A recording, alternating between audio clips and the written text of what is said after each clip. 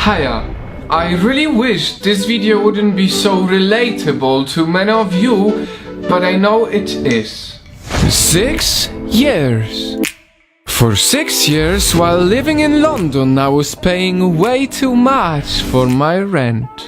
I would spend more than a half of my salary towards tiny rooms managed by shady landlords in areas filled with trash. All I wanted was a home and not a transition room, but as an immigrant in London, I never managed to find it.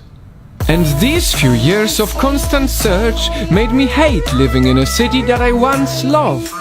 After many times of moving in and moving out, I decided to leave. Back then I thought London was an issue, but oh boy, little did I knew that it wasn't just London. As I travel the world, I see that the housing crisis is touching many lives everywhere. Sri Lanka, New York, Sydney, Paris. If rent prices grow like that and salaries stay in almost the same place, where does it lead all of us? Unfortunately, I just got to a place that perhaps answers that question, showing the future of many countries. A place with thousands of people living in these houses. This is Hong Kong.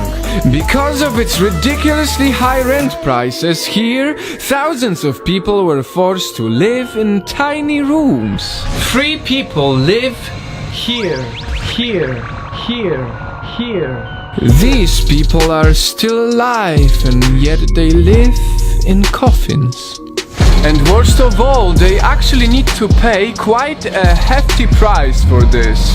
It costs around $400 every month to live in this tiny home, which if calculated by square foot makes it more expensive than the most posh apartments in the world. The United Nations called it an insult to humans' dignity. The people of Hong Kong are not proud of it, and as I spend my time here, now I appreciate my time in London more than ever. This is the grim reality of Hong Kong housing crisis, where thousands live in extreme conditions. Entire families living in one tiny room, where kitchen and toilet are right next to each other and bedroom is a room for bed. And all of this while in Hong Kong, 1 out of 7 people is a millionaire.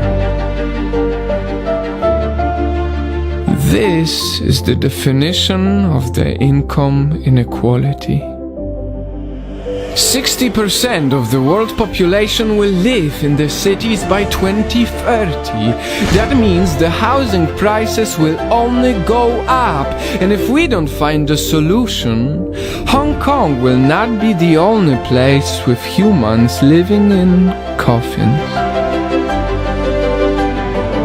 It is clear, unaffordable housing is not a local problem anymore that happens just in major towns. It is time for cities, nations and global leaders to start acting like we have a problem.